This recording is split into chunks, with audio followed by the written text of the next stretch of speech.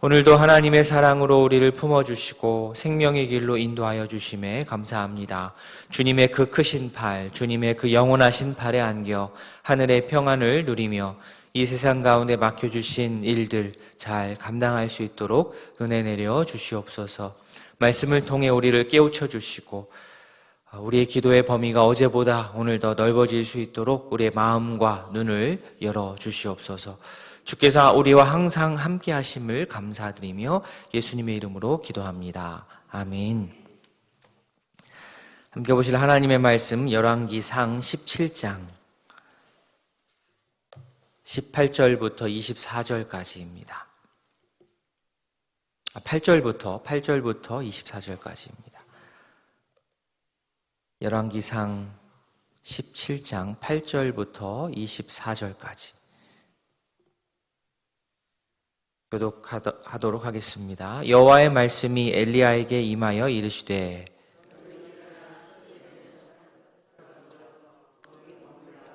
내가 그곳 과부에게 명령하여 내게 음식을 주게 하였느니라. 그가 일어나 사르밧으로 가서 성문에 이를 때에 한 과부가 그곳에서 나뭇가지를 줍는지라. 이에 불러 이르되 청하건대 그릇에 물 조금 가져다가 내가 마시게 하라.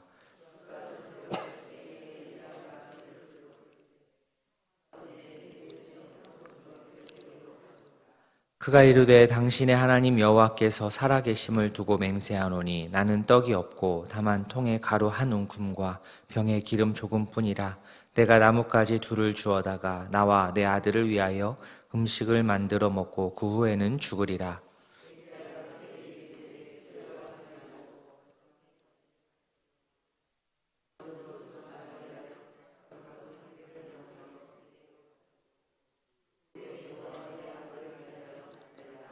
이스라엘의 하나님 여호와의 말씀이 나 여호와가 비를 지면에 내리는 날까지 그 통의 가루가 떨어지지 아니하고 그 병의 기름이 없어지지 아니하리라 하셨느니라.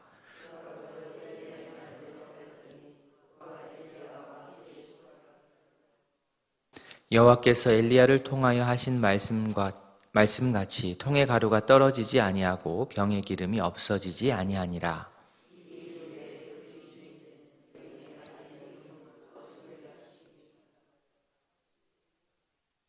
여인이 엘리야에게 이르되 하나님의 사람이여 당신이 나와 더불어 무슨 상관이 있기로 내 죄를 생각나게 하고 또 내 아들을 죽게 하려고 내게 오셨나이까.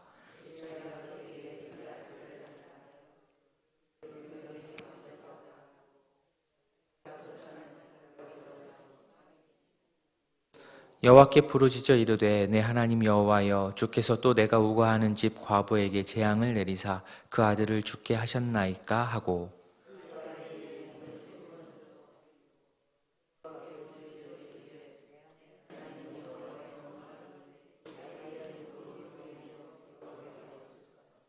여호와께서 엘리야의 소리를 들으심으로 그 아이의 혼이 몸으로 돌아오고 살아난지라.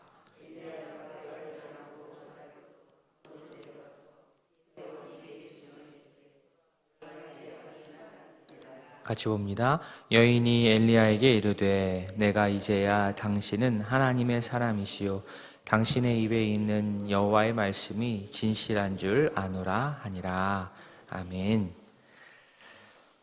그릿 시내에서 까마귀를 통해서 음식을 공급받았던 엘리야였는데요. 이제는 하나님의 말씀에 따라서 시돈에 속한 사르밧으로 이동을 하게 됩니다. 이곳은 바알의 영향력이 아주 강하게 미친다라고 얘기가 되는 곳입니다. 바알의 홈입니다.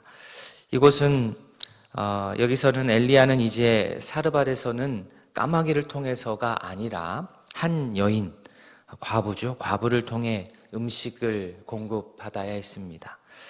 우리가 넉넉한 사람에게 부탁을 해서 넉넉한 사람에게 음식을 부탁을 해서 먹는 것은 그렇게 어려운 일은 아닙니다만 나보다 더 어려운 상황에 있는 그런 자에게 음식을 요구한다는 것은 정말 쉽지가 않습니다. 그러나 엘리야는 자신의 의지로 하는 것이 아니라 하나님의 명령에 따라서 하나님의 명령에 의지하여서 과부에게 물을 먼저 부탁하고 그리고 그녀에게 음식을 부탁을 하는데 그 음식은 그녀의 마지막 떡 한 조각이었습니다.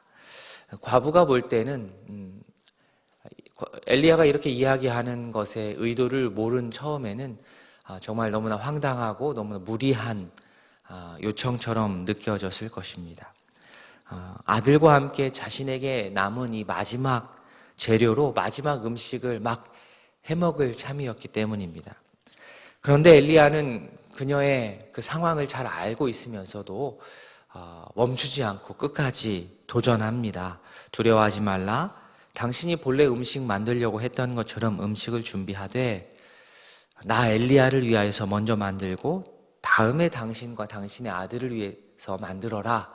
이렇게 도전을 합니다. 엘리야가 이렇게 말할 수 있었던 이유는 여호와께서 비를 지면에 내리는 날까지 그 통의 가루가 떨어지지 않고 그 병의 기름이 없어지지 아니하리라 라는 그 하나님의 약속이 분명하게 있었기 때문입니다. 그 분명한 약속이 있었기 때문에 겉으로 볼 때는 좀 무리하게 보이는 그런 약속이지만 그녀에게 전한 것이죠. 우리가 살아가면서 이렇게 하나님의 약속의 말씀과 하나님의 말씀의 실현, 이 두 가지가 같은 것이긴 하지만 우리 인간의 시간 관계상으로 볼 때는 그 사이가 좀 공간이 있습니다. 하나님의 약속의 말씀 그리고 하나님의 약속의 실현, 이 두 가지 사이를 우리가 살 때에 이 사이를 어떻게 채워야 되느냐, 결국에는 말씀에 대한 신뢰를 가지고 순종하면서 말씀의 실현을 기대하며 나아가야 합니다. 믿음을 가지고 하나님의 약속의 말씀을 내가 들었다면, 받았다면 그 약속은 분명하게 실현된다라는 신뢰를 가지고 믿음으로 순종해야 됩니다. 성도는 그렇게 사는 사람입니다. 그렇게 할 때 약속의 말씀이 실제로 진짜 실현되는 것을 보고 경험하고 또 성도는 누릴 수 있게 됩니다. 하나님의 약속을 이미 소유하고 있던 이스라엘 백성들이 당시의 말씀을 순종하지 않고 영적으로 교만하여서 신앙의 일탈을 꿈꾸고 있을 때 하나님께서는 당시에 여자요, 과부요, 외아들을 가진 자요, 게다가 이방인인 그녀에게 엘리야를 보내셨습니다. 그리고 과부는 선지자가 선포하는 하나님의 말씀을 그대로 순종했습니다. 그 여인에게는 자신과 같은 이방 여인의 배고픔까지 해결하실 궁극적인 그 믿음, 하나님에 대한 믿음, 엘리야를 통한 하나님의 믿음이 있었기 때문에 결국에는 여인은 놀라운 하나님의 돌보심을 경험하게 되었습니다. 어떻게 됩니까? 16절에 나오지요. 여호와께서 엘리야를 통하여 하신 말씀과 같이 통의 가루가 떨어지지 않고 병의 기름이 없어지지 아니했다. 여호와께서 엘리야를 통해 하신 말씀과 같이 되었습니다. 우리 모두 말씀하신 대로 행하시는 하나님을 우리가 깊이 신뢰할 수 있기를 바랍니다. 바라기는 이방 여인의 생명까지도 주관하시는 그 하나님, 풍성하게 먹이시는 그 하나님을 믿고 그 말씀에 깊이 순종하기를 바랍니다. 하나님께서는요, 우리의 예상을 뛰어넘어서 우리를 도우십니다. 하나님께서는 우리의 생각을 넘어서는 그런 방식으로 우리를 이끌어 주십니다. 또 우리를 통해서 또 이웃도 돌보시지요. 그 하나님의 돌봄의 은혜를 누리고 또 나눌 수 있는 주의 자녀가 될 수 있기를 바랍니다.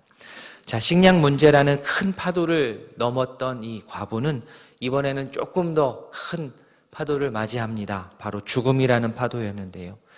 과부의 그 아들이 갑자기 숨이 멎어지게 됩니다. 과부로서 남편 없이 아들 하나 바라보고 살았던 사르밧 여인에게 아들의 죽음은 땅이 꺼지는 듯한 그런 아픔이었습니다. 여인은 아들의 죽음에 대한 책임을 첫 번째로는 자기 스스로 느끼면서 동시에 누구에게 뭐라고 하겠습니까? 엘리야에게 지운 거죠. 엘리야는 슬픔과 원망 가운데 있는 이 엄마로부터 그 아들의 시체를 건네받아서 그녀로부터 독립하여 하나님께 기도할 수 있는 공간으로 나아갔습니다. 그리고 기도합니다. 지극히 어려운 형편 가운데에서 이 하나님만을 의지하면서 선지자를 대접한 이 여인의 이 선한 행실에 대해서 하나님께서는 왜 죽음으로 응답을 하십니까? 엘리야가 마치 과부의 마음을 가지고 하나님 앞으로 나아가는 거죠. 하나님, 왜 어떻게 해서 이 가정에 이러한 일이 일어납니까? 라면서 간절하게 기도합니다. 엘리야는 이미 죽어서 싸늘해진 그 아이의 시신 위에 자신의 몸을 포겠습니다. 사실 이 행동은 자기 자신의 몸을 부정케 하는 오염 행위입니다. 시체가 있으면 오히려 구별하여서 피하는 것이 맞지 않습니까? 지금도 그러한데 당시 구약의 율법의 기준에 따르면 더 그렇지 않습니까? 그런데 지금 엘리야는 도리어 그러한 율법의 말씀의 기준을 정면으로 거스르면서까지 자기 몸을 시체 위에 덮었습니다. 그런데 엘리야는 단지 자신의 몸을 홧김에 던지는 것이 아닙니다. 지금 엘리야가 아이의 시신 위에 자신의 몸을 포갠 것은 일종의 기도라고 볼 수 있습니다. 하나님께서는 고아와 과부와 나그네를 그냥 모른 척 지나갈 수 없는 분이라는 것을 엘리야가 너무나도 잘 알았습니다. 그래서 그 하나님의 성품에 기대어서 자신의 몸을 시체 위에 포겠습니다. 자신의 목숨까지 내어놓으면서 기도하는 겁니다. 어떻게 됩니까? 결국 하나님께서 엘리야의 그 간구를 들으셨고 여인의 아들을 살려주셨습니다. 엘리야의 기도로 여인의 아들이 살아났을 뿐 아니라 이로 인하여서 이 여인의 신앙관, 세상을 바라보는 눈이 바뀌었습니다. 이 지점이 중요합니다. 24절, 여인이 엘리야에게 이르되 내가 이제야 당신은 하나님의 사람이시요 당신의 입에 있는 여호와의 말씀이 어떻게 해요? 진실한 줄을 이제 안다 라고 합니다. 어려운 형편 가운데 오랜 기간 노출되다 보면, 그렇죠? 우리도 주변에 이렇게 보면은 너무나도 어려운 우여곡절이 많은 분들 보면은 하나님을 이렇게 신뢰하는 게 참 어려워지지 않습니까? 그러면 나도 모르는 사이 냉소적이 되고, 그렇죠? 냉소적인 말투, 세상을 좀 빗딱하게 바라보는 그러한 마음이 생기는데, 그러한 냉소적인 말투와 태도가 몸에 배었던 여인이었는데 엘리야의 기도를 통하여 그의 눈빛이 바뀌었습니다. 언어가 바뀌었습니다. 그의 태도가 바뀌었습니다. 하나님에 대해 의심하고 회의했던 그녀가 이제는 하나님께서 살아계셨다, 살아계신다, 앞으로 살아계신다라는 그러한 언어를 말할 수 있게 되었습니다. 엘리야를 좀 삐딱하게 바라봤던 그녀가 이제는 하나님 안에서 엘리야를 한 가족으로 생각하게 되었습니다. 바라기는 우리의 이러한 하나님을 향한 혹 세상을 향한 이러한 삐딱한 시선과 태도가 하나님의 이 은혜의 말씀을 통하여서 바르게 교정될 수 있기를 바랍니다. 더 나아가서는 우리의 기도와 섬김으로 우리의 가족과 이웃들이 하나님이 살아계시다라는 것을 알게 되고 하나님에 대해서, 교회에 대해서 혹 회의적이었던 그러한 마음들이 바뀌어서 하나님을 깊이 신뢰하고 또 아버지라 고백할 수 있는 우리 모두 될 수 있기를 진심으로 소원합니다. 아멘. 말씀을 기억하며 기도함과 동시에 두 가정을 위해서 기도하겠습니다. 정인숙 집사님, 집 문제가 계획대로 잘 이루어질 수 있도록 기도해 주시고 건강 잘 지켜주시도록 기도해 주십시오. 강석창 성도님, 하나님 아버지께 영광 돌리는 우리 성도님의 노년의 삶이 될 수 있도록 기도해 주시기 바랍니다.